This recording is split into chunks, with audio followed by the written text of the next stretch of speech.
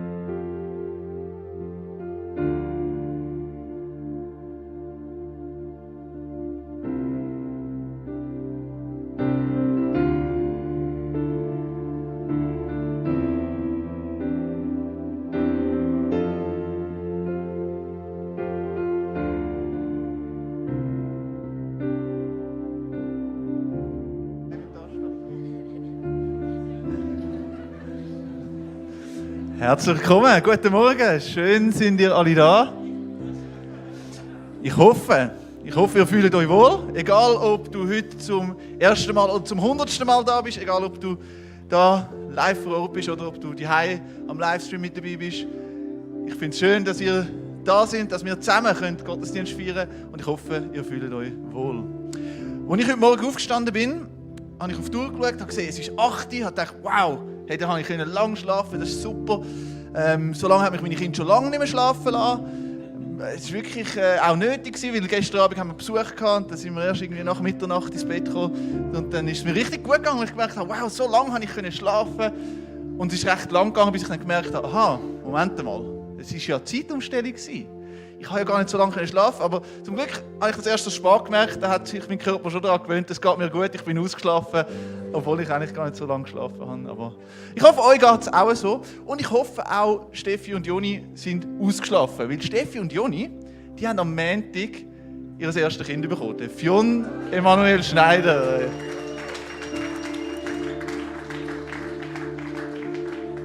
Wir wünschen an dieser Stelle, wenn ihr wahrscheinlich am Livestream mit dabei seid, Joni und Steffi, wünschen wir euch alles Gute als ganze Kirche und wir wünschen euch, dass ihr euch gut einleben könnt, so als junge Familie. Yes, und dann haben wir da noch viele Gesichter, die ihr wahrscheinlich noch nicht so kennt. Das sind alles ehemalige Absolventinnen und Absolventen oder aktuelle Teilnehmerinnen und Teilnehmer von der Masters Commission. Das ist eine Jüngerschaftsschule, ein Jüngerschaftsjahr vom Yahoo. Und sie sind heute da und werden mit uns zusammen Worship machen, Gott anbeten. Und komm, wir geben ihnen doch mal einen herzlichen Willkommensapplaus.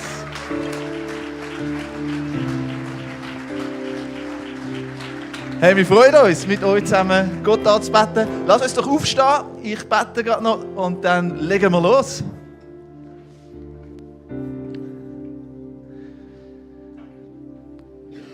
Jesus, ich möchte dir Danke sagen, dass du da bist. Dass du auch versprochen hast, dass dort, wo 2 oder 3 in deinem Namen zusammen sind, dass du mitten unter ihnen bist. Und du bist heute mitten unter uns. Und wir wollen auch da sein. Und zwar nicht einfach nur mit unserem Körper, sondern wir wollen ganz da sein. Hilf uns alles, was uns irgendwie jetzt ablenkt, wo Gedanken an die Vergangenheit oder an die Zukunft, dass wir dir können, einfach für einen Moment zurückstellen und wirklich da in deiner Gegenwart sein und dich anbeten. Amen.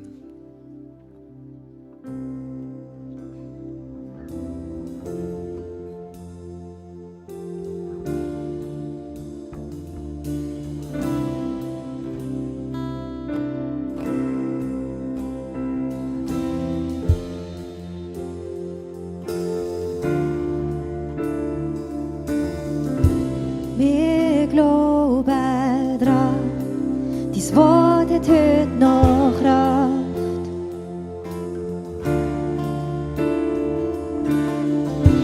Wir glauben daran, dass die Geist uns alles möglich macht.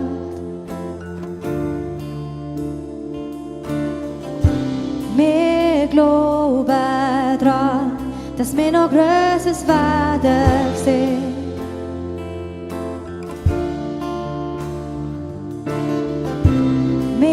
Glauben daran, dass der dich als neu zum Leben erwacht. Du bist Licht. Du bist Licht in dieser Welt, wo Dunkelheit verdrängt. Angst muss jetzt weichen, weil dein Name hier tönt. Wie ein Regen in der Wüste schenkst du Hoffnung und Glauben. Du erfrischst unsere Herzen, eine neue Lebensfreude wird dir. Und wir feiern und wir tanzen, und wir wissen, du bist hier.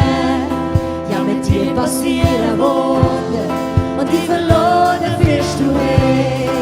Ja, der Himmel tut sich öffnen, und zur Forschung kommt die Spiel, dass die Welt noch wirklich kennen. Ja, in dir ist unsere Freude.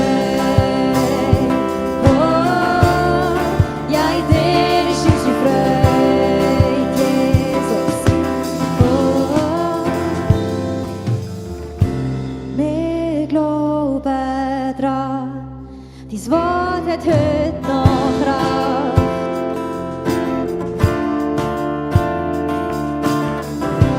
Wir glauben dran, dass die Geist in uns alles möglich macht. Wir glauben dran, dass wir noch Größeres werden sehen. Noch Größeres. Wir glauben dran, dass du dich als Leute zum Leben erwacht.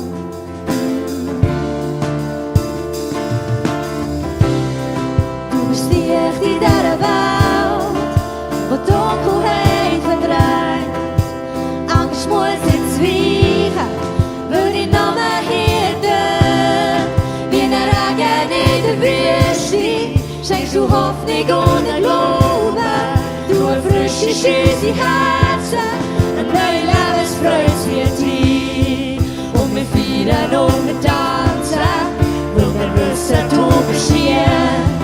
Ja, mit dir passieren Wunder und die Verlorenen führst du hin. Ja, der Himmel tut sich öffnen, unsere Forschung kommt bis dir, dass die Welt eine neue kennen. Ja, in dir ist unsere Freude. Oh, ja, in dir ist unsere Freude.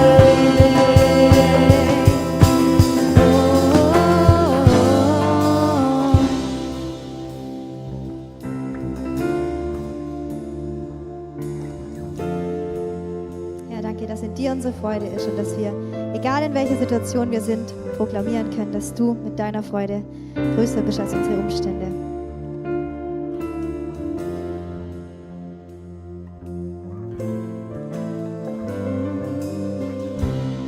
Ist die Freude, die von innen kommt, die Freude, die man niemand nimmt. Herr, du machst mein Leben hell. Ist die Freude, die von innen kommt, die Freude, die man niemand nimmt. Oh. Herr, du machst mein Leben hell. Ist die Freude, die von innen kommt, oh, die Freude, die man niemand nimmt. Herr, du machst mein Leben hell. Ist die Freude, die von innen kommt, die Freude, die man niemand nimmt. Herr, du machst mein Leben hell. Ist die Freude, die von innen kommt, die Freude, die man niemand nimmt. Herr, du machst mein Leben hell.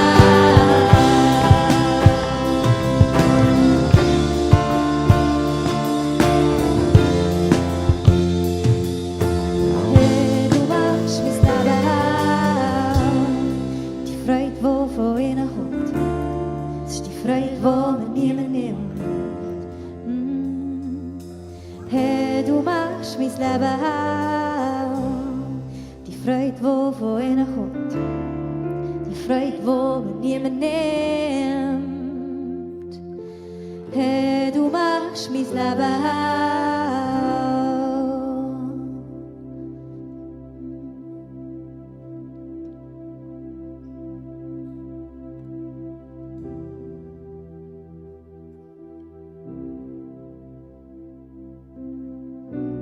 Jesus, du bist der Einzige, den wir anbeten wollen, den wir erheben wollen, von dem unsere Freude kommt und unser Fokus. Und ich bete, dass du uns vereinst heute an dem Morgen und uns ausrichtest und den Blick frei machst auf dich.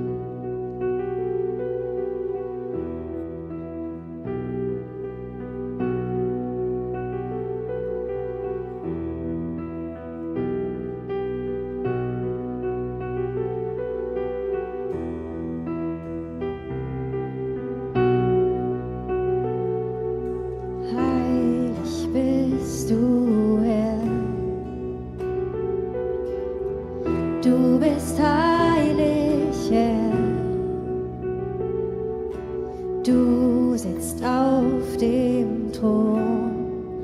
Zu deinen Füßen fühle ich mich wohl. vor deinem Thron.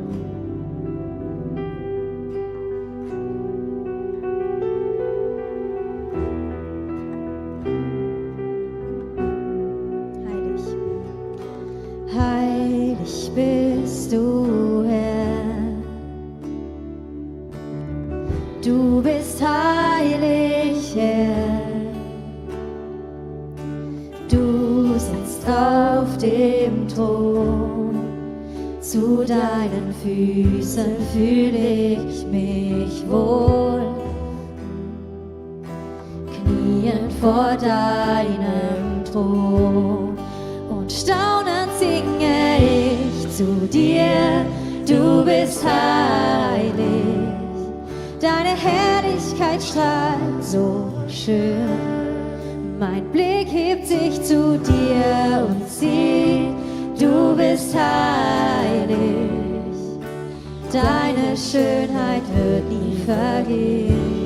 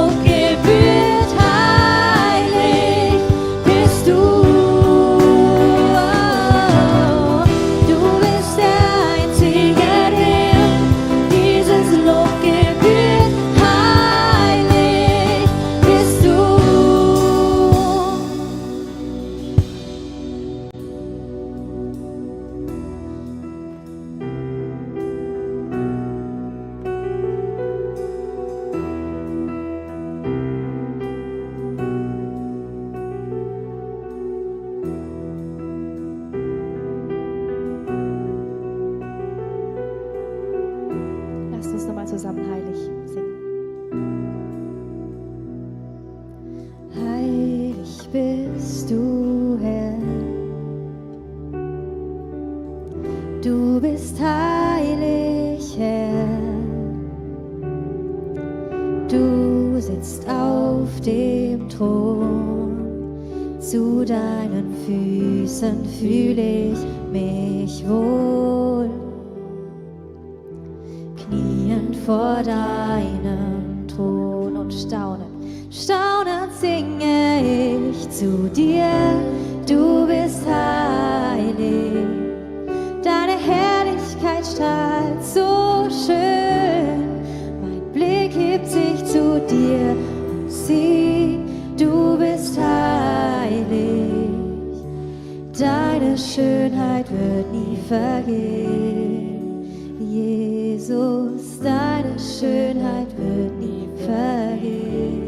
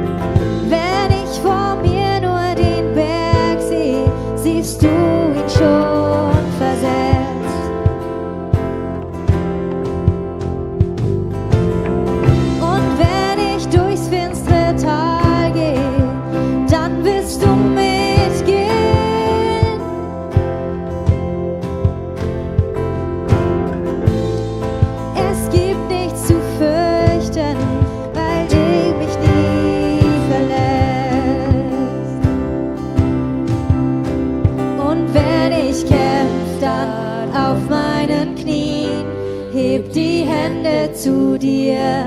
Mein Gott, der Sieg gehört dir allein.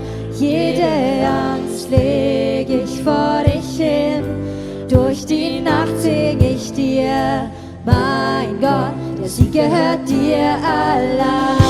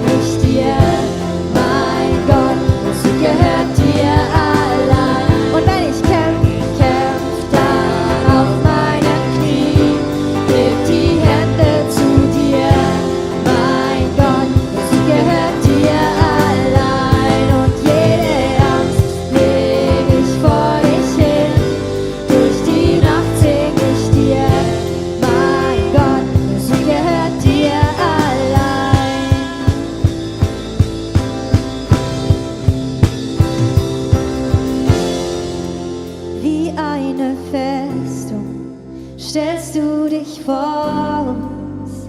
Nichts kann der Macht und Stärke Gottes widerstehen. Du strahlst in den Schatten, siegst in allen Kämpfen. Nichts kann der Macht und Stärke Gottes widerstehen. Wie eine Festung stellst du dich vor uns. Nichts kann der Macht und Stärke Gottes widerstehen. Du strahlst in den Schatten, siegst in allen Kämpfen. Nichts kann der Macht und Stärke Gottes widerstehen. Und wie eine Festung stellst du dich vor uns. Nichts kann der Macht und Stärke Gottes widerstehen.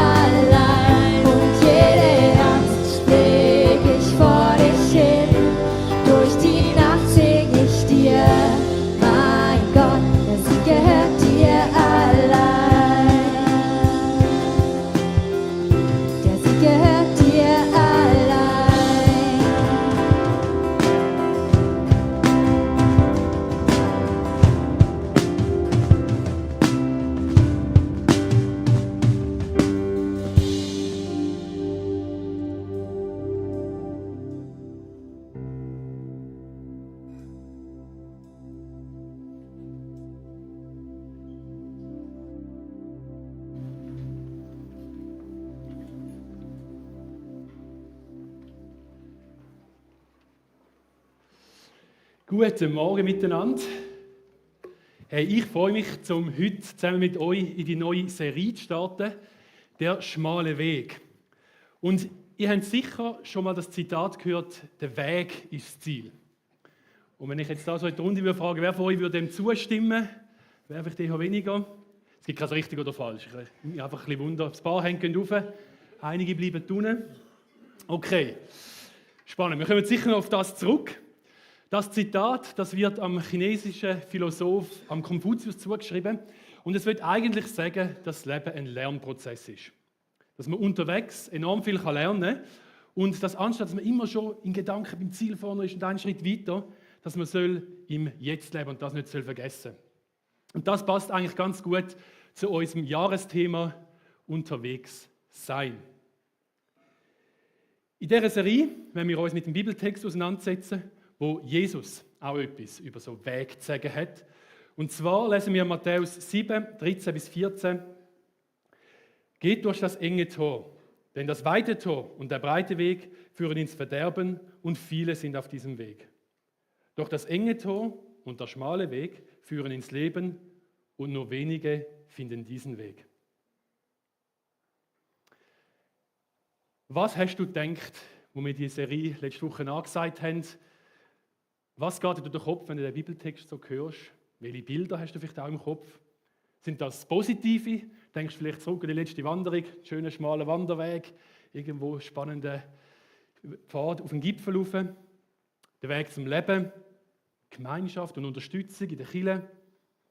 Oder schwingen vielleicht auch eher ein bisschen negative Gedanken mit? Das Sorge um Gesellschaft, wenn man so umschaut und irgendwie sich auch ein bisschen bestätigt fühlen. Fragezeichen, was ist denn der Weg? Vielleicht haben wir auch so das Gefühl von einem erhobenen Zeigefinger oder so eine geistliche Disziplin. Mit diesen Bildern im Kopf, glaube ich, hat sicher dazu beigetragen, dass man immer wieder so Illustrationen gesehen hat von dem Vers. Eins ganz bekanntes, das kommt aus dem 19. Jahrhundert, ist also schon ein Zeitchen alt und ist dort in Auftrag gegeben worden für die Verkündigung. Und ich habe das da mitgebracht. Ich weiss nicht, wer hat das schon mal gesehen? Voilà, ja, jetzt gehen die Hände rauf. Ist bei jemandem sogar einfach noch an der Wand gehangen. Man munkelt, dass soll es geben haben. Genau, so Bilder haben irgendwie unseren Blick auf den Vers prägt. Es gibt auch noch andere so Bilder. Ich habe noch eins im Kopf, wo da die Leute auf dem breiten Weg unterwegs sind und hinten geht das Klippen durch ab und die stürzen dort runter. Genau. Das ist häufig das, was mitschwingt. Und wir wollen heute den Vers ein bisschen anschauen und schauen, was steckt denn da wirklich drin. Ist es denn so, wie das Bild gezeigt hat?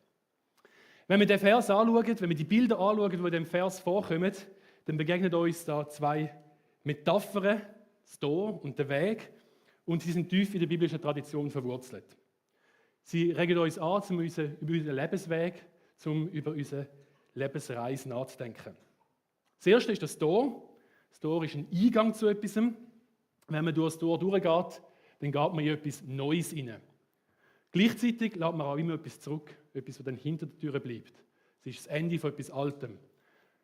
Durch das Tor durchgehen ist also immer der Start und gleichzeitig auch das Ende. In der Bibel begegnet uns das Bild immer wieder mal und es steht häufig so zwischen Leben und Tod. Man kommt da Arche Noah in den Sinn, die Türe, die in die Arche hineinführt, das große Tor in der Seite von der Arche. Dann bei Passa, wo die Israeliten Blut als Türe geschmiert haben, dass der Engel an ihren Türen vorbeigegangen ist oder Tod gebracht hat. Das Allerheiligste, wo vor dem Tor geopfert wird und erst nachher der Hohepriester durch die Tür hineingeht. Und natürlich Jesus, der selber von sich sagt, ich bin die Tür. In dem Vers begegnen uns sogar zwei Türen.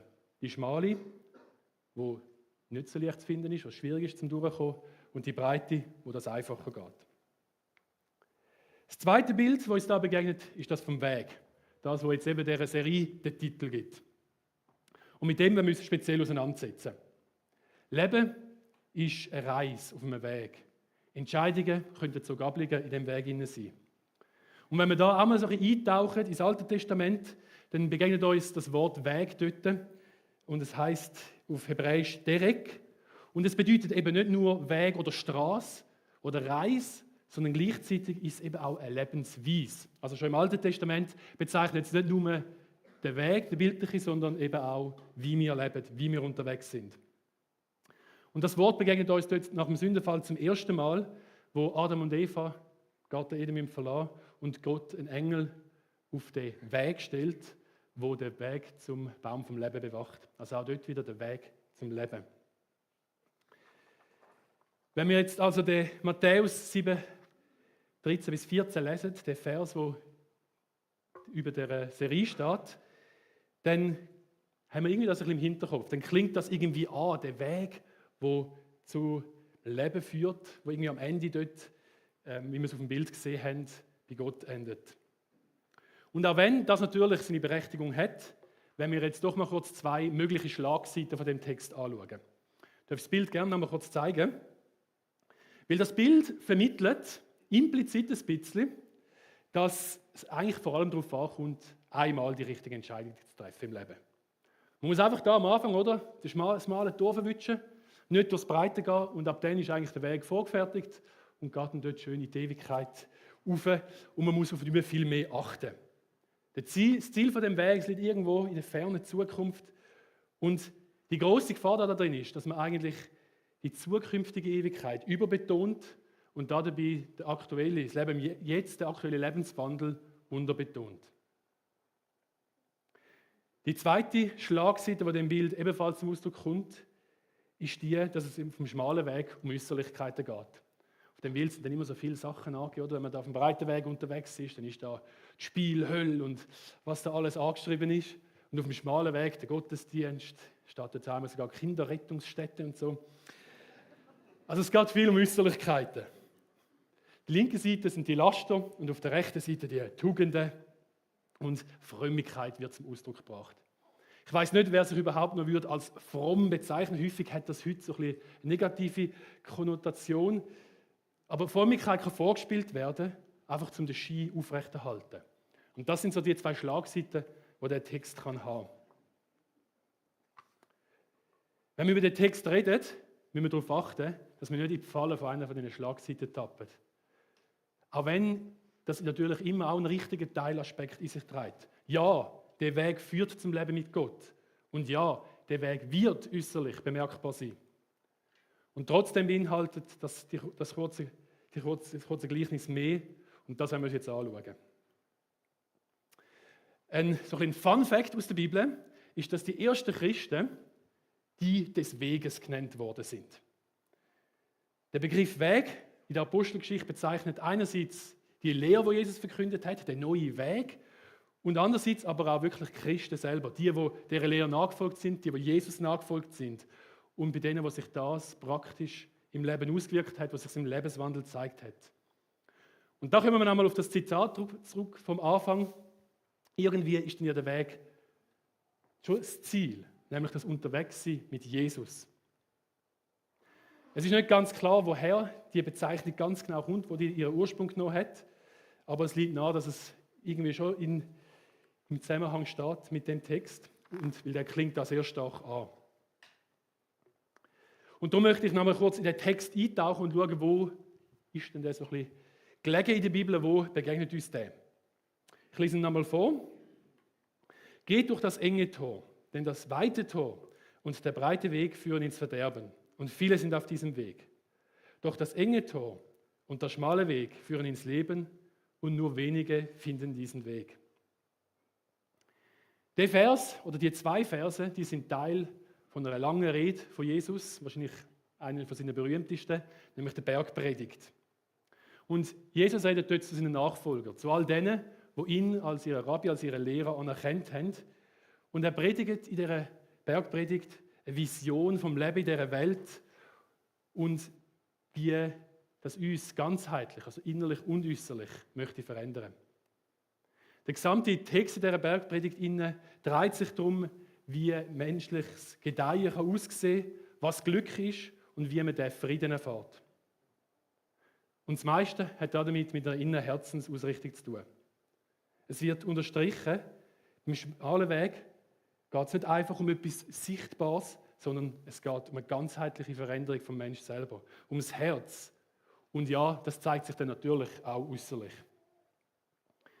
Und spannend ist, Jesus ist natürlich in seiner Zeit, in seiner Kultur und hat in dieser Bergpredigt, so die jüdische Weisheitsliteratur, das sind so die Sprüche, Psalmen, Prediger, hat er mit einbezogen und gleichzeitig auch so die griechisch-römische Tugendethik und hat das wie verbunden. Wir finden im Alten Testament immer wieder so die Motive von dieser Zwei-Weg-Lehre, die auch so bei dem schmalen und bei dem breiten Weg wieder auftaucht. Das ist etwas, das durchaus angeklungen hat bei seinen Hörern. Nämlich der Weg von der Weisheit und von der Gerechtigkeit, der zum Leben führt, und dem gegenübergestellt der Weg von der Torheit, vom Bösen, wo ins Verderben führt. Und das Alte Testament fragt sich dann immer, wie kann man ein Leben führen in Übereinstimmung mit Gottes Willen? Und das ist eigentlich das, was es darum geht. Jesus steht also in dieser Tradition, er nimmt das auf und sucht auch nach dem Weg oder versucht den Weg zu zeigen, wie man zu einem guten, gottgefälligen Leben kommen kann. Aber während im Alten Testament das dann häufig gemessen wird an Wohlstand und Erfolg, also äußerliche Zeichen, die der göttliche Segen definieren, definiert Jesus ganz neu an dieser Stelle. Es geht nicht um den äußeren Erfolg. Es geht um Transformation im Herz und um Beziehung zu Gott. Und das Gleiche macht Jesus auch mit der Ethik, mit der griechischen. In der Philosophie nach Aristoteles und Platon, die betonen immer die Tugenden, was man alles machen muss. Und das ist nachher das höchste Ziel. So erreicht man das höchste Ziel, wenn man die Tugenden befolgt.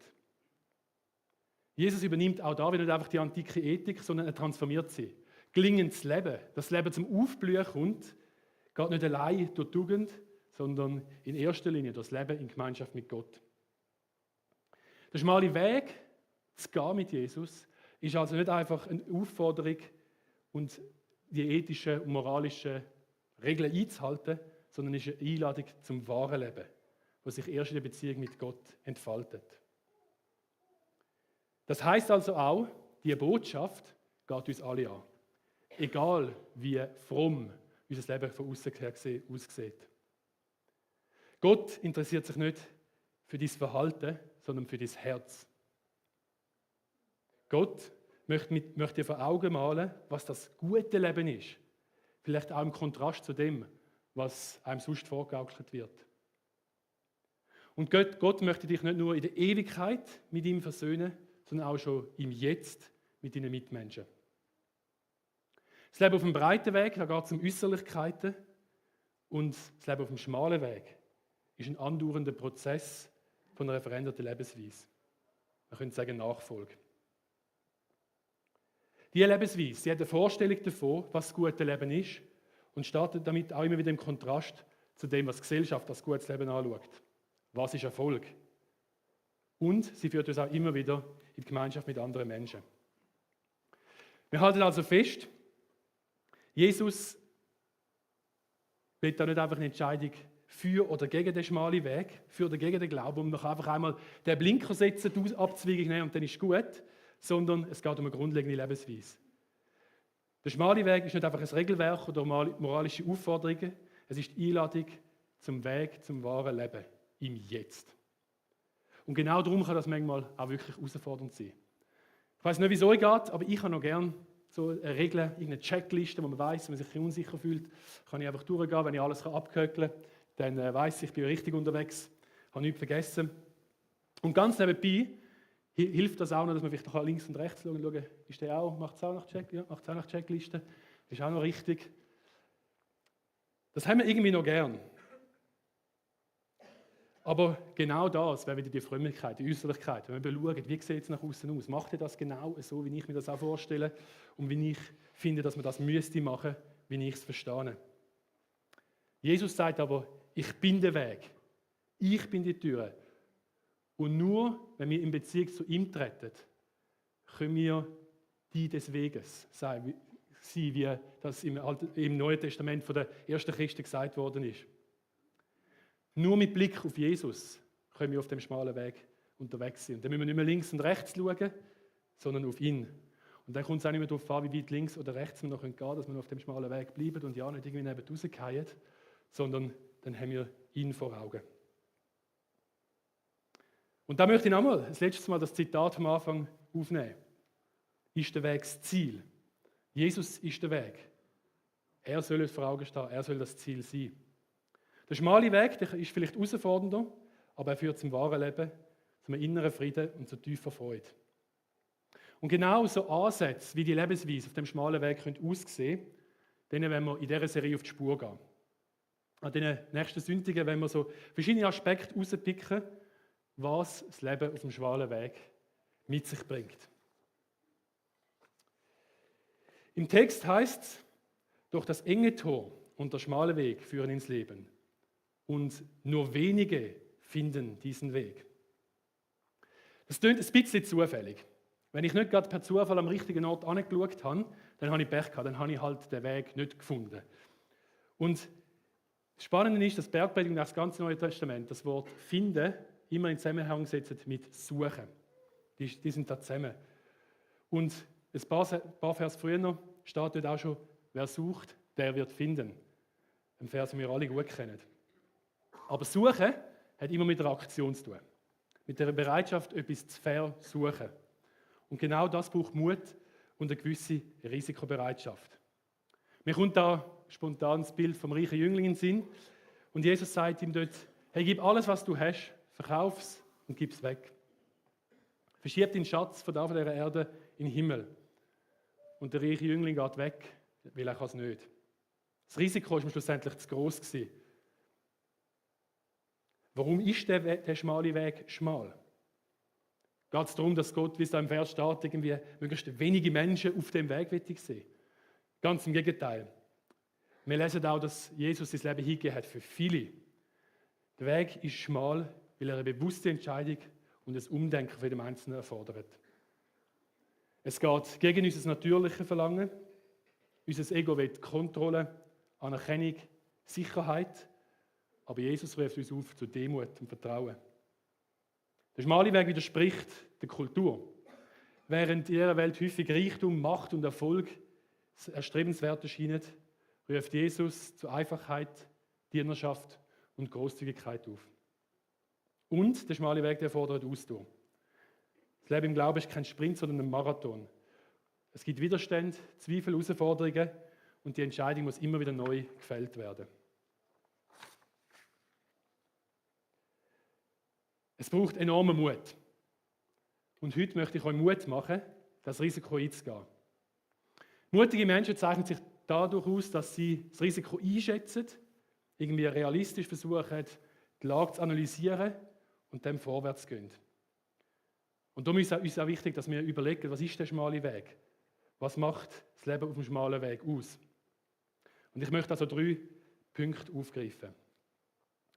Das Leben auf dem schmalen Weg ist andersartig. Wir lesen im 1. Korinther 3, 18-20. Macht euch doch nichts vor.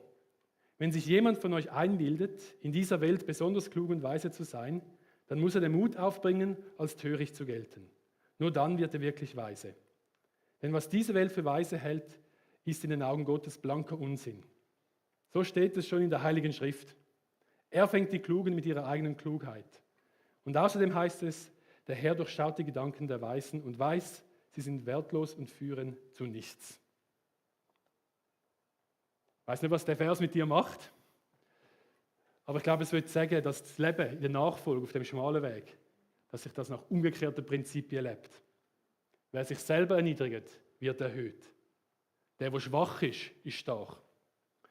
Und vielleicht braucht es manchmal Mut, sich auf das einzulassen, und das kann vielleicht manchmal von außen als dumm angeschaut werden. Auch die Seligpreisungen, das ist auch ein Teil von dieser Bergpredigt am Anfang, wird der Gegenwind, den man auf dem Weg erleben kann, beschrieben. Es steht in Matthäus 15-11. Glücklich zu preisen sind die, die um der Gerechtigkeit willen verfolgt werden, denn ihnen gehört das Himmelreich. Oder glücklich zu preisen seid ihr, wenn man euch um meinetwillen beschimpft und verfolgt und euch zu Unrecht die schlimmsten Dinge nachsagt. Nicht, dass es darum geht, auf dem schmalen Weg Hauptsache Anstoß zu regen. Hauptsache, ich kann so richtig drin und bin in allem anders, als dass die rundherum wollen. Um das geht es nicht, das ist viel zu kurz gegriffen. Aber um der Gerechtigkeit willen kann man durchaus mal Gegenwind erleben. Und das muss einem dann nicht überraschen. Und ja, es braucht Mut. Der zweite Punkt ist Leben auf dem schmalen Weg ist auffallend. Ist eng verbunden damit mit einem Vers, ebenfalls aus der Bergpredigt, wo in Matthäus 5,13 steht. Ihr seid das Salz der Erde. Wenn jedoch das Salz seine Kraft verliert, womit soll man sie ihm wiedergeben? Es taugt zu nichts anderem mehr, als weggeworfen und von den Leuten zertreten zu werden. Das Leben auf dem schmalen Weg ist nicht nur von Widerstand begleitet, nein, es darf auch eine Wohltat fürs Umfeld sein. Die Eigenheiten von Salz, darum wird das Bild da genommen, sind in der damaligen Zeit wahnsinnig wertvoll gewesen. Salz ist gebraucht worden zum Konservieren. Und wie es Salz Verderben verhindert, sollen auch wir die Werte von Gerechtigkeit, Wahrheit und Liebe bewahren und fördern. Salz ist gebraucht worden, um den Geschmack zu verstärken. Unser Leben darf auch so einen Geschmack haben. Es soll eine wahre Freude und Sinnhaftigkeit ausstrahlen. Salz ist auch gebraucht worden in der medizinischen Anwendung, zur Reinigung und zur Heilung. Und auch wir dürfen heilend wirken, indem wir Mitgefühl zeigen, Trost spenden und zur Versöhnung beitragen. Und Salz hat auch einen sehr hohen Wert in der damaligen Zeit. Das Wort Salär, das wir heute brauchen, leitet sich vom latinischen Wort für Salz ab. Salz ist als Zahlungsmittel gebraucht worden und unser Leben, gewürzt mit dem Glauben, soll einen wertvollen und bleibenden Eindruck in unserer Umwelt hinterlassen. Die ersten Christen sind die vom Weg genannt worden. Würden dich andere Menschen auch als eine Person vom Weg bezeichnen? Fallst du auf? Bist du heilsam, stärkend, haltgebend für dein Umfeld? Das kann auch mal Irritationen auslösen, Fragen, Gegenwind, aber meistens ist es wohltuend. Und der letzte Punkt, den ich heute Morgen machen will, ist, das Leben auf dem schmalen Weg lohnt sich. Weil das Leben auf dem schmalen Weg führt ins Leben. Es führt in eine Beziehung mit der Quelle vom Leben, Jesus Christus. Es ist der Frieden in herausfordernden Umständen. Freude, wenn man merkt, dass man das Salz sein kann. Der Erfüllung, die man erlebt, wenn man seine Prioritäten neu setzt. Erlebst du das von Gott versprochene Leben? Was fehlt dir vielleicht manchmal? Red mit Gott drüber. Ich möchte dir Mut machen heute Morgen, das zu versuchen. Den schmalen Weg zu begehen und du musst ihn nicht allein gehen. Jesus ist mit dir auf dem Weg und er sagt von sich selber, er ist der Weg zum Vater. Er ist ihn vor uns gegangen und er wird ihn jetzt mit dir gehen. Er lädt dich ein, mit ihm durchs Leben zu gehen. Und in dem Sinn ist es auch ganz einfach. Sag Jesus, dass du mit ihm durchs Leben gehen willst. Dass er dich führen darf und dass du ihn brauchst. Und alles wird sich verändern.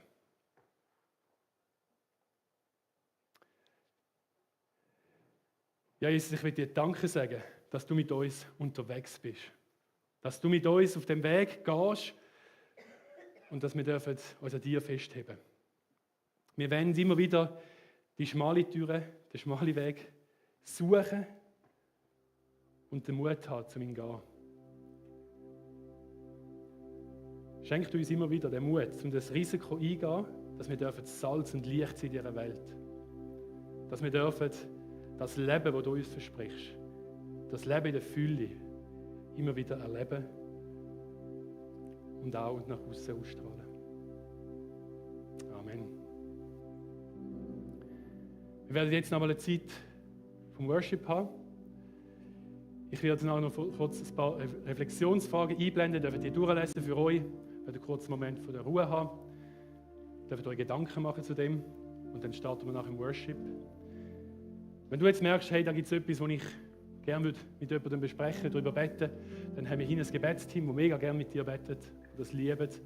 Aber wenn du sonst irgendwelche Anliegen hast, sind sie gerne für dich da.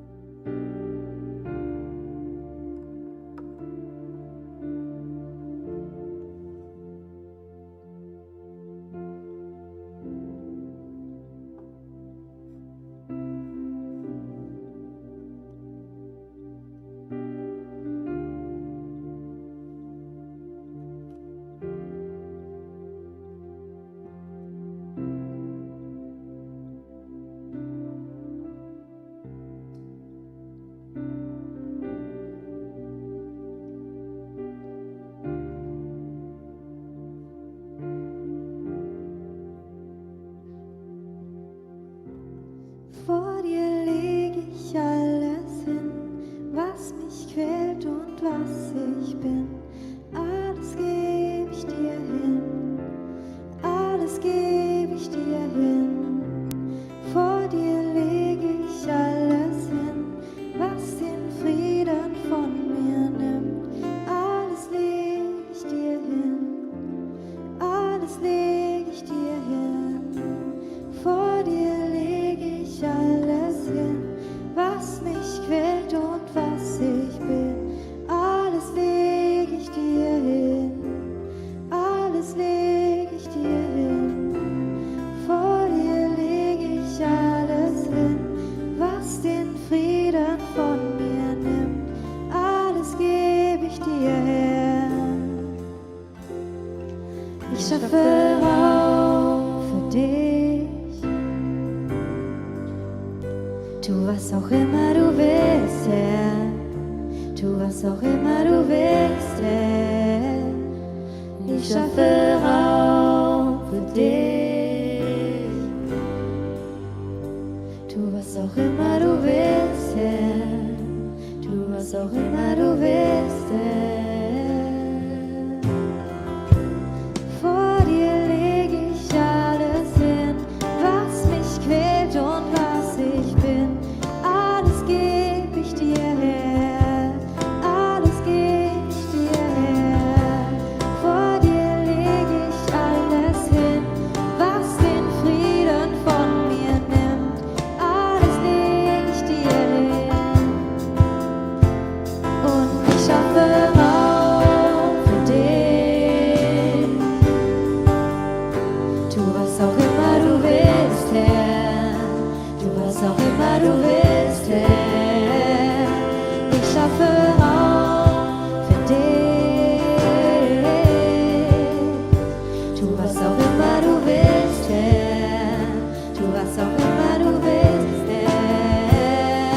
Ich schaffe Raum für dich.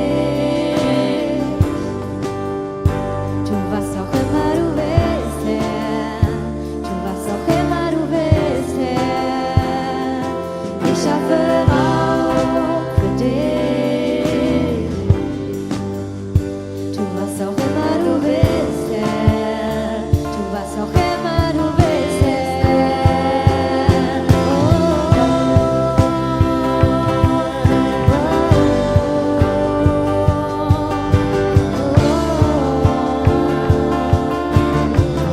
Reiß Mauern ein. Reiß Mauern ein, die mich von dir trennen. Brich alles auf, was dich in mir einklemmt. Dein Plan ist größer. Dein Plan ist größer. Reiß Mauern ein, die mich von dir trennen. Brich alles auf, was dich in mir einklemmt. Dein Plan ist größer. Dein Plan ist größer. Reiß Mauern ein, die mich von dir trennen. Brich alles auf, was dich in mir einklemmt. Dein Plan ist größer. Dein Plan ist größer.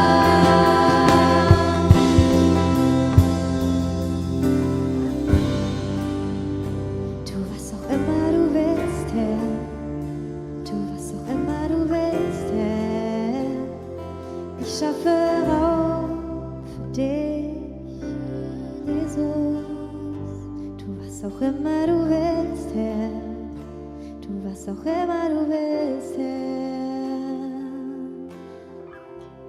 Vor dir lege ich alles hin. Du bist alles, was ich will. Alles gebe ich dir her. Alles gebe ich dir her. Vor dir lege ich alles hin. Du bist alles, was ich will. Alles gebe ich dir her. Lasst uns nochmal zusammen singen. Vor dir lege ich alles hin. Du bist alles, was ich will.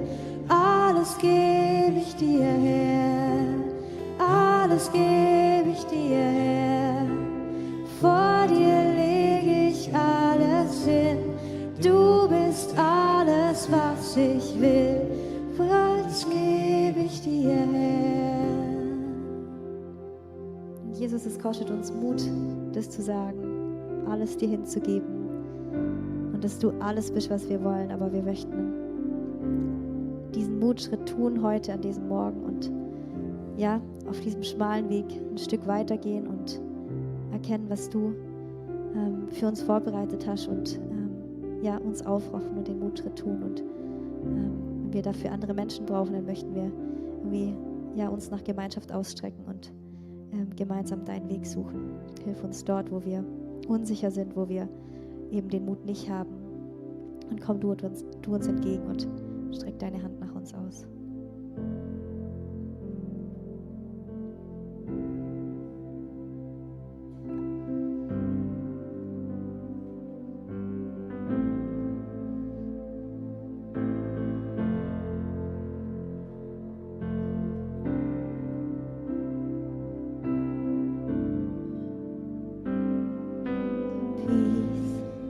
Bring it all to peace. The storm surrounding me, let it break. At your name still, call the sea to still, the rage in me to still every wave. At your name, Jesus, Jesus, you make the darkness tremble. Jesus, Jesus, you silence fear. Jesus, Jesus, you make the darkness tremble. Jesus, Jesus. Breathe, call these bones to live, call these lungs to sing once again. I will praise Jesus, Jesus. You make the darkness tremble. Jesus, Jesus. You silence fear. Oh, Jesus, Jesus. You make the darkness tremble. Jesus, Jesus.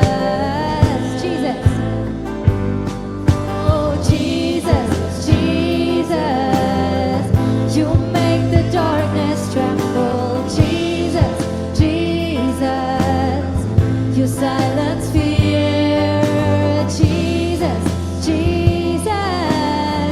You make the darkness tremble, Jesus, Jesus. Your name is a light that the shadows can't deny. Your name cannot be overcome. Your name is a light forever lifted high. Your name cannot be overcome.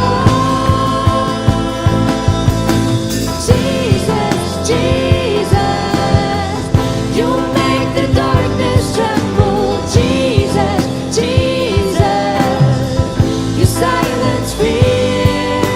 Jesus, Jesus, you make the darkness tremble. Jesus, Jesus.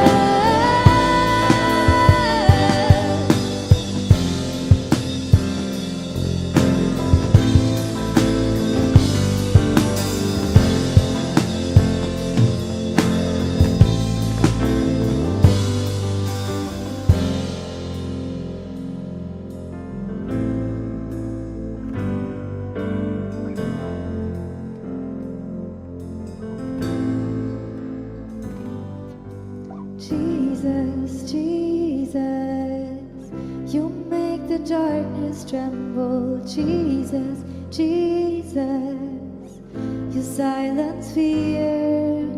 Jesus, Jesus, you make the darkness tremble. Jesus, Jesus.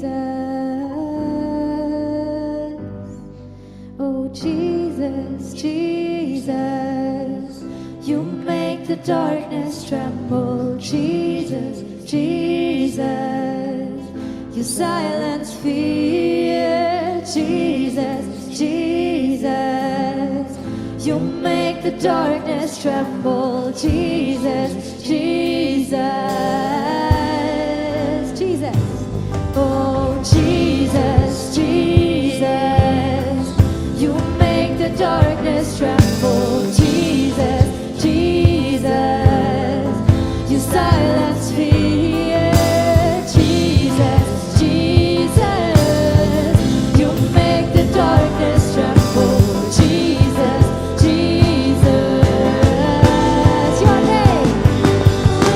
name is a light that the shadows can't deny. Your name cannot be overcome. Your name is a light forever lifted high. Your name cannot be overcome. Jesus, Jesus, you make the darkness tremble. Jesus, Jesus, you silence fear. Jesus, Jesus, you make the darkness tremble. Jesus, Jesus,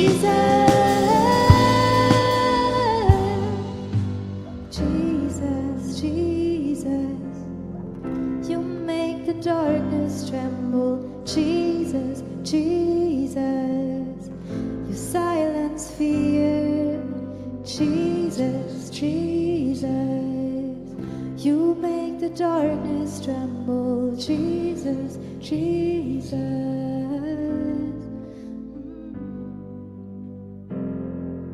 Jesus, danke, dass du unsere Ängste stillst, dass du der bist, der uns hilft, ja, in uns den Mut aufkommen zu lassen. Und wir wollen dich erheben mit unserem letzten Lied und dir alle Ehre geben und verkünden, dass du der bist, der mit uns ist in jeder Situation, in jeder Lebenslage.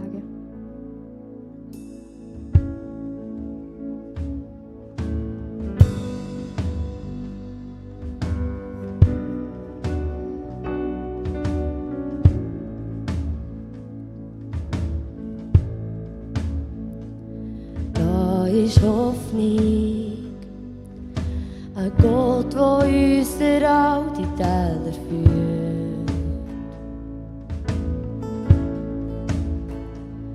Da ist Hoffnung, gehst mit uns durch jeden Sturm und jedes Feuer. Du bist da. Du bist nah, du bist da und du bist nah.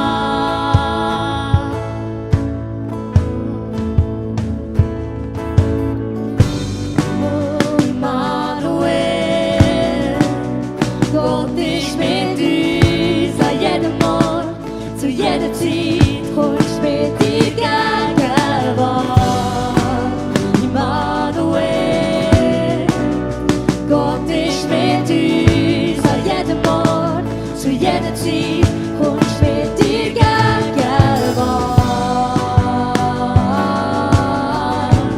Mit dir Gegenwart.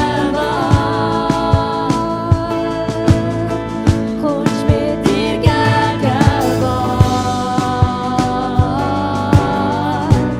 Mit dir Gegenwart.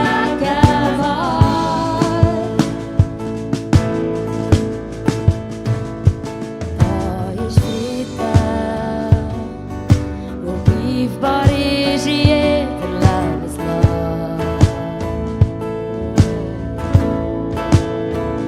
Ja, wahre Frieden, wo höher ist als irdischer Verstand. Oh, Immanuel, oh, Immanuel, Gott ist mit uns an jedem Ort. Zu jeder Zeit kommst mit dir Gegenwart. Immanuel, Gott ist mit uns an jedem Ort.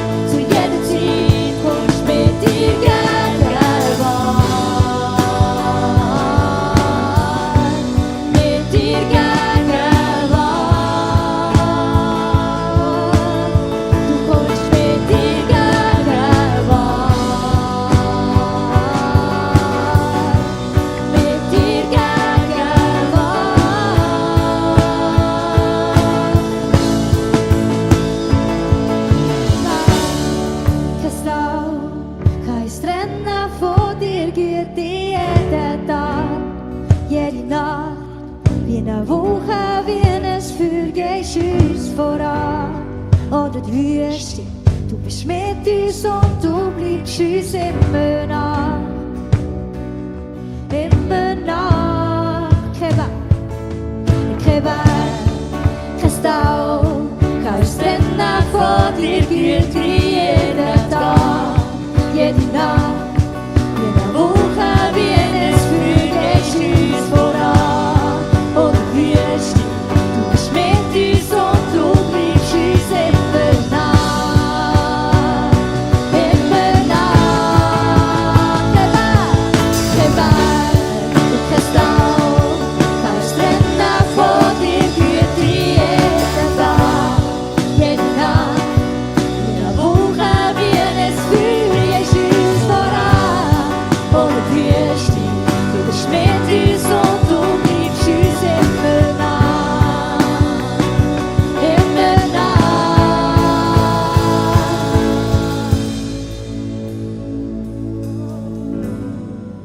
Immanuel, Gott ist mit uns an jedem Ort, zu jeder Zeit kommst mit dir Gegenwart.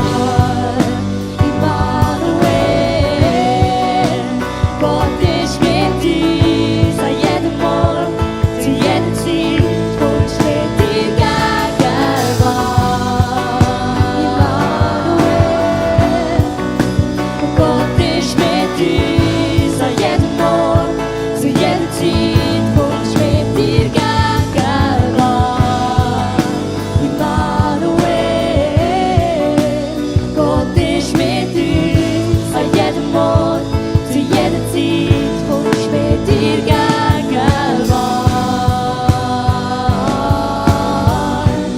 Mit dir Gegenwart. Du kommst mit dir Gegenwart.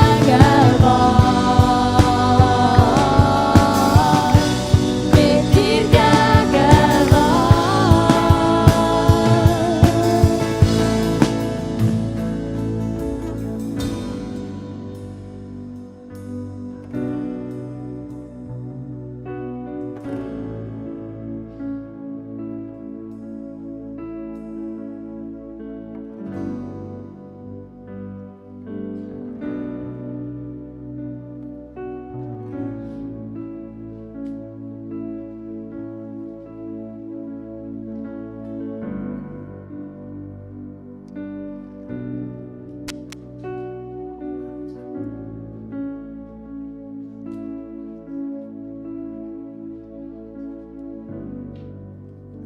Ja, jetzt klappt es.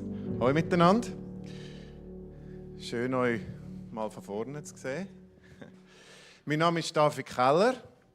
Zusammen mit meiner Frau, der Anefa, haben wir ja seit neuem das Ressort Mission, das wir begleiten dürfen in der GVC. Und heute, ich könnte jetzt auch absetzen, heute wollen wir euch eines von diesen Projekten, die wir als GVC unterstützen, kurz ein bisschen näher bringen. Agape Indien Nothilfe, Agape Indien Hilfe, Entschuldigung. Genau, das ist das Projekt, das wir heute euch vorstellen wollen. Indien ist ja ein unglaubliches Land. Es ist ein Kontinent eigentlich. Es ist riesig. Es ist riesig, 1,4 Milliarden Menschen. 80% von diesen Menschen sind Hindus. Das heisst, sie haben Millionen, unzählige Millionen von Göttern, die sie auswählen können, die sie glauben daran. Nur etwa 2% in Indien sind Christen. Genau, es ist auch das Land mit den Kastensystem. Offiziell gibt es das nicht mehr, aber inoffiziell prägt es immer noch die Gesellschaft. Man wird also in eine Rangordnung hineingeboren. Und Agape Indien Hilfe, die wir euch heute vorstellen wollen, hat zum Ziel, das, was wir heute gehört haben, Salz. Auf Indien gehen salzen. Nicht, weil es dort Schnee hat oder so. Das Schnee, glaube ich, nie, dort, wo wir sind. Aber Salz bringen, das heisst, Hoffnung bringen, Jesus bekannt machen. Das ist ihr Ziel und sie machen das durch Wort und Tat. Also sie sind aktiv bei Kindern und Witwen, die sie unterstützen in Indien. Schulbildung ermöglichen sie Kindern und auch Hilfe zur Selbsthilfe haben sie verschiedene Projekte. Und unsere Gemeindeprojekte, die wir unterstützen, die haben ja immer ein bisschen einen Bezug zu uns, jemandem, der da ist. In diesem Projekt sind das der Dave Tilge, der Jakob Schöchli und Monika und der Turi Bottmer. Und heute wollen wir von dir, Monika, hören, warum du dich für die Leute dort in Indien engagierst. Ja, das sage ich euch gerne. Die Brille ist da, weil ich habe 2 neue Augen bekommen, Mama blendet es mich. Ja, ich sage euch das gerne. Ich muss kurz zurückgehen in meine Kindheit. Warte noch schnell, Monika. Ja? Schnell etwas sagen. Oh, Entschuldigung. Genau. Also Monika, genau, du hast noch mir erzählt, dass du seit 30 Jahren schon engagiert bist. Und dabei, genau. Und dass du, sorry, jetzt habe ich dir vorgegriffen, gell? Aber dass du schon 16 Mal da bist und dein Herz immer noch ganz, ganz fest dafür schlägt. Und jetzt eben wollen wir von dir wissen, was ist oder wie fängt deine Geschichte an? Also was hat dich dazu bewegt oder wie hat dein Herz begeistert können werden für Indien? Das wollen wir von dir hören. Ja, dann fange ich nochmal an. Also ich bin in tiefer Armut aufgewachsen, was nicht so untypisch ist für die Schweiz. Und ich habe Gewalt erlebt, ich habe verschiedene Formen von Missbrauch erlebt. Ja, es war kein einfaches Leben. Ich hatte keinen einfachen Start. Ich hatte einen Einblick in die nicht. Und das hat auch Auswirkungen gehabt, ganz klar für mein Leben. Obwohl ich geheiratet habe, 3 Kinder hatte, mein Leben war schwierig. Und mit 40, Gott Lob und Dank, bin ich am Ende mit meiner Weisheit, am Ende mit meiner Kraft. Ich habe einfach die Lebenswille verloren. Und da sind mir Menschen begegnet, die mir von Jesus erzählt haben. Und da hat mich Jesus rausgeholt, hat mich gerettet, hat mich erlöst und hat mir ein neues Leben gegeben. Und von dem Leben lebe ich heute und bis zu meinem letzten Atemzug. Ja, und was dann passiert ist, ich bin dann mit 40 in eine Gemeinde gegangen und in dieser Gemeinde habe ich die Miriam Tilge kennengelernt, die Mutter von David. Und dort habe ich jemanden gesehen, der ein Herz hat für die Verlorenen, der sich einsetzt mit seinem Leben, mit ihren Gedanken, mit ihrem Geld für die Armen. Und ich bin so angeheizt worden, ich habe gewusst, ich habe wirklich einen Ruf von Gott. Ich habe gewusst, das wird eines Tages auch, werde ich dort gehen und die Menschen kennenlernen. Und ich habe auch sehr schnell ein evangelistisches Herz bekommen. Vom ersten Tag an habe ich einen Dienst in der Anbetung und einen Dienst für das Evangelium weiterzugeben bekommen. Und das hat mir in Indien auch einbringen. Und ich habe Miriam Tilge kennengelernt. Ich habe aber sehr lange Geduld haben. Ich habe zwar von Anfang an geholfen, aber gehen habe ich erst in ein paar Jahren können, weil ich noch 3 kleine Kinder hatte. Und ich bin nicht eine mutige Frau gewesen. Ich habe gewusst, ich fliege gar nicht gerne und dann ist es sicher sehr gefährlich. Und so, aber Gott hat mich dann in 2009 das erste Mal runtergeschickt und als ich das erste Mal auf indischem Boden gestanden bin, habe ich gewusst, da bin ich daheim. Also ich meine, da bin ich am richtigen Ort zum Dienen. Wow. Ja, da spürt man deine Leidenschaft. Jetzt, du hast gesagt, im Februar bist du gerade auf Reise gewesen, auch in Indien, ohne deinen Mann. Ja, genau. Genau. Wie viele Mal war er dabei gewesen, von diesen 16 Mal? 2 Mal. 2 Mal. Also, du tust ihn sicher begeistern, wenn du zurückkommst von der Reise. Ja. Und du hast jetzt Gott ganz stark, den Heiligen Geist, erlebt auf der letzten Reise. Da würden wir ganz gerne von dir hören, wie du ihn erlebt hast. Ja, ich habe Gott wirklich ganz krass erlebt. Ich kann es manchmal immer noch nicht fassen. Ich bin durch eine schwere Krankheitszeit, Erschöpfungszeit. Man hat versucht herauszufinden, was ich kann. Und irgendwann haben sie dann herausgefunden, ja, sie hat Apnoe, sie braucht ein Gerät zum Schlafen. Und dort hat sich mein Leben verändert. Ich konnte nicht schlafen mit dem Gerät. Ich habe mit dem Gerät 8 Monate gekämpft. Der sind ratlos gewesen. Ich war immer noch müde, immer noch erschöpft. Und im Dezember bin ich auf die Weihnacht hingekommen. Und Weihnacht ist für mich sehr schwierig, immer noch. Es gibt halt immer noch Sachen, die noch da sind. Und dort hat es mich, auf Deutsch gesagt, bin ich gekippt. Bis zu dem Tag habe ich allen erzählt, hey, ich staune, wie Gott mich noch aufstellt. Mit all dieser Erschöpfung. Ich bin immer noch froh und glücklich. Aber von der Weihnacht und Weihnachtszeit bin ich in eine tiefe Depression gestürzt. Also wirklich, es war jetzt so dunkel gewesen und meine Seele war so erdrückt gewesen. Ich weiss jetzt, wie viele Bibelstellen es gibt, wo die Seele aufrichtet. Aber es hat nichts genützt. Die Medien haben nichts genützt, gar nichts hat genützt. Und meine Familie, die mich liebt, hätte es gerne gesehen, wenn ich in eine Klinik gegangen wäre, um mir zu helfen oder mindestens einen Psychiater. Ja, und Monika hat gesagt, nein, ich will es von Jesus. Und nein, ich gehe auf Indien. Und alle haben den Kopf geschüttelt, wie soll ich auf Indien? Aber Gott ist gut. Er hat mir eine Begleiterin gegeben, die sogar für jemanden Außenstehenden das Geld bekommen hat, dass sie mich begleiten konnte. Und ich bin auf Indien, habe aber vor Indien wirklich gedacht, du bist nicht ganz putzt. Du hast viel zu viel erwartest du. Und es hat ja da liebe Menschen gegeben. Ich möchte auch euch danken, die hinter mir gestanden sind im Gebet. Aber ich bin dort runtergekommen und ich habe noch gebrüllt. Und in einer Woche hat Gott ein Wunder getan. Ich habe den Menschen gedient im Wort. Ich habe Lobpreis gemacht. Ich habe sie in den Arm genommen. Ich habe ihnen ein Zeugnis gegeben. Und jeden Tag ist es mir besser gegangen. Und man hat für mich gebetet. Sie haben mich gesegnet. Die Witwe haben sogar eine spezielle Konferenz gemacht. Nur für mich zu beten, haben sie sich nochmal einen Abend getroffen. Hey, Herr. Und ich konnte es fast nicht glauben. Irgendwann habe ich gelacht und dann habe ich zu der Brigitte gesagt, hey, das bin ich, da ist etwas wieder da. Und bis ich heimgekommen bin, und ich bin nicht ganz sicher gewesen, weil als ich heimgekommen bin, dort bin ich immer unter Leuten, da bist du in der Apostelgeschichte pur drin. Aber ich bin heimgekommen und ich glaube mir, ich bin bis die letzte Zelle bin ich geheilt von meiner Depression. Bis in die letzte Zelle, kein Trauma, nichts mehr, das ich befürchtet habe. Und eine Woche später ist das zweite Wunder geschehen. Mein Arzt hat gesagt, dass ich kein Gerät mehr tragen muss zum Schlafen, weil ich auch dort geheilt bin. Aber voilà. Ja. Können wir noch Da Fotos kann ich nur haben? Gott danken. Fotos? Ja. Ja, danke Monika.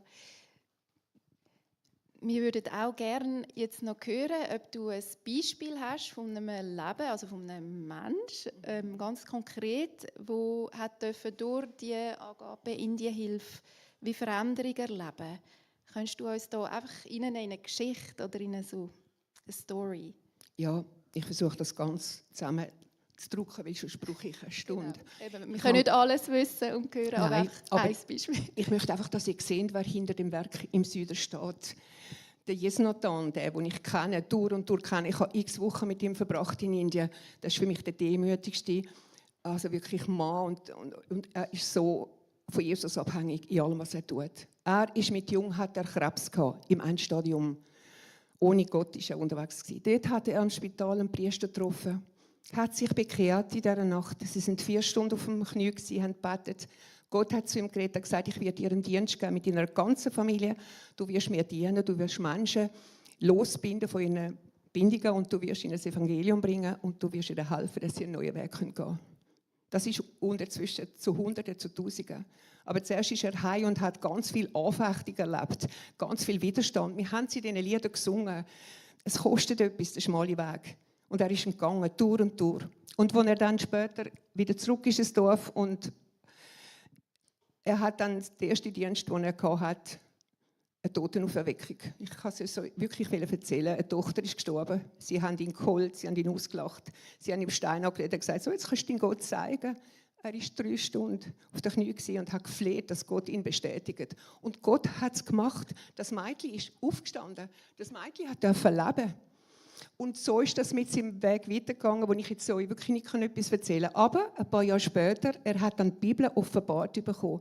Er hat gesagt, er hat die Bibel nie wirklich studiert, aber Gott hat sie ihm nur aufgemacht und er hat ein paar Jahre als Bibellehrer gedient. Und dort hat ihn Miriam Thiel getroffen. Wo sie wieder heim ist, nach dem Treffen, hat Gott zu ihrem Herz gesagt, geh zurück. Wenn du das nächste Mal gehst, gehst du die jeden Tag suchen. Sie musste suchen, sie hat ihn aus den Augen verloren. Ich will mit ihm arbeiten. Du sollst mit ihm das Werk teilen.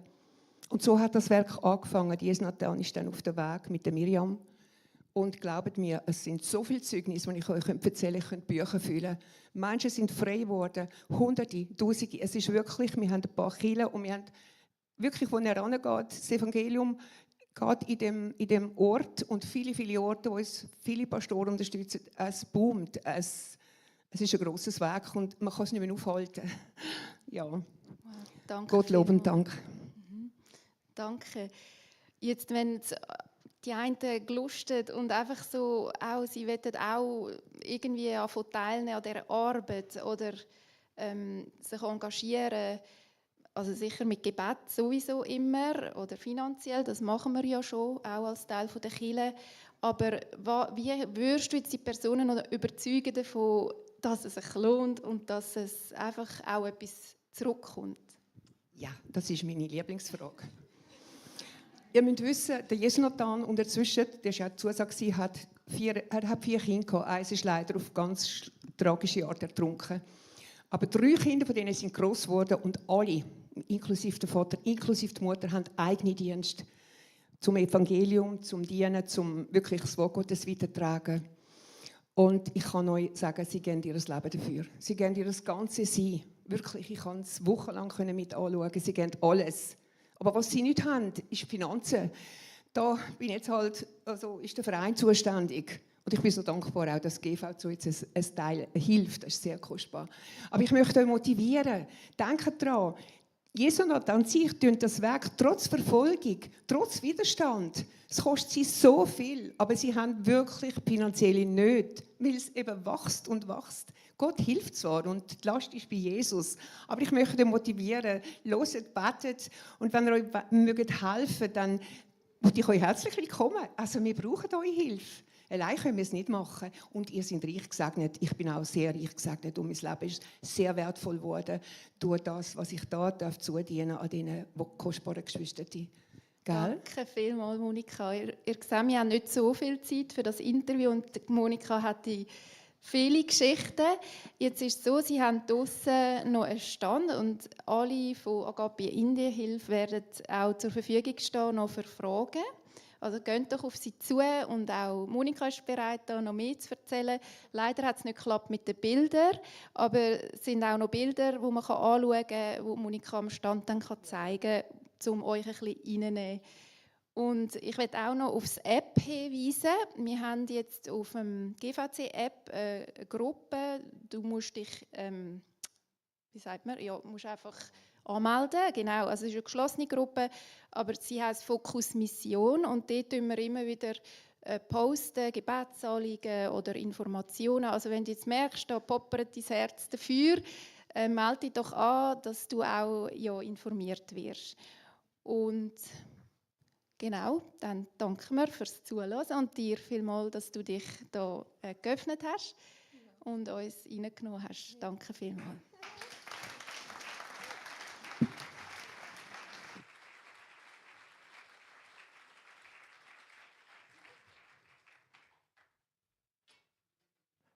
Gut, und jetzt kommen wir zu der freiwilligen Kollekte. Ich kann die leider nicht so leidenschaftlich sagen, wie wir es jetzt gerade hier gehört haben. Das ist immer schwierig, wenn du nach jemandem redest, der so, die Leute wirklich begeistert hat. Darum einfach nüchtern. Es gehen jetzt den Becher durchdrehen. Ihr dürft, ihr seid herzlich eingeladen, um da etwas reinzugeben in die Becher. Oder ihr dürft auch den QR-Code hinter mir brauchen. Die Kirche, die wir sie hier haben und wie wir sie hier haben und wie wir sie hier bauen zusammen, die kann es nur geben, weil wir alle mithelfen, weil wir alle finanziell das auch mittragen. Darum danke vielmals für all das, was ihr da reingebt. Wie gesagt, entweder ins Becherli oder QR-Code oder ihr dürft auch nachher am Next Step Desk. Ich glaube, da kann man sogar, wenn man möchte, mit einem Kärtchen kommen und etwas spenden. Da sind ihr herzlich eingeladen, wenn ihr da möchtet, die Kirche auch finanziell mittragen. Und dann kommen wir zum Ausblick, was uns so in den nächsten Wochen erwartet. Ihr seht jetzt dann hinter mir einen Überblick über verschiedene Termine. Es gibt 2, die ich besonders möchte hervorheben möchte. Das eine ist das Gebetstreffen Hope. Das findet morgen Abend hier in der GVC statt, um 7:45. Für all die gerne beten, die gerne auch mit anderen Leuten zusammen beten. Für unsere Kirche, für unsere Region, für die ganze Schweiz oder vielleicht auch für Europa oder die ganze Welt. Ihr seid herzlich eingeladen, zum Teil davon sein, zum dort kommen, 7:45 hier in der GVC Gebetstreffen Hope morgen Abend.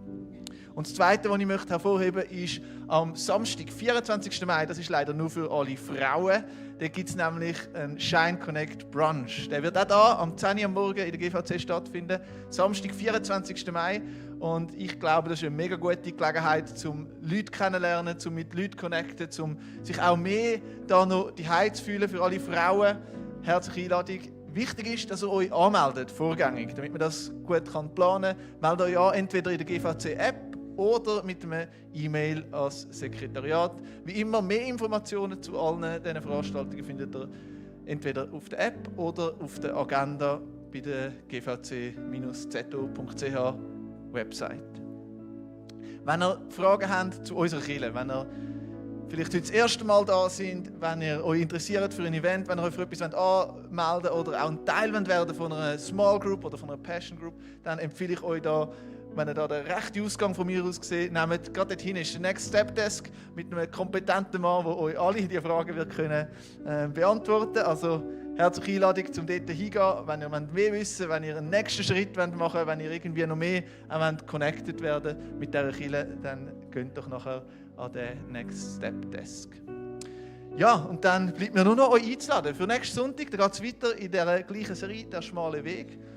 Und jetzt möchte ich euch einladen, um noch ein bisschen zu bleiben, weil es gibt nämlich noch Hotdog und auch da immer eine coole Gelegenheit, um noch da zu bleiben, zusammen essen, vielleicht neue Leute kennenlernen oder vielleicht mal mit jemandem, den ihr schon länger kennt, wieder ein bisschen euch abzudaten. Also herzliche Einladung, um noch da zu bleiben und zusammen da zu Mittagessen. Steht doch auf, dann segne ich euch noch segnen.